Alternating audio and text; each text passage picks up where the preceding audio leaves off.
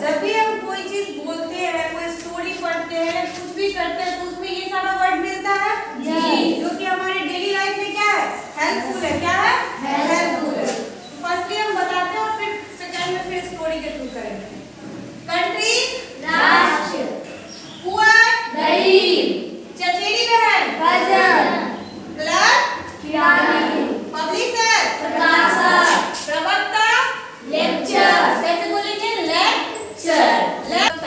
publisher, publisher, साथ में बोलो, पब्लिशर, प्रकाशक, पब्लिशर मीन्स प्रकाशक, चपरासी, प्यून, प्यून, चपरासी, बोटमैन, मल्लाह, मलाह, बोटमैन, नर्तकी, डांसर, डांसर, नर्तकी, रंगरेज, डायर, डायर, रंगरेज, नाई, बार्बर, बार्बर, नाई, कलाकार, आर्टिस्ट, आर्टिस्ट, कलाकार, फूल, फ्लावर, फ्लावर, फूल, व्यस्त, बिजी,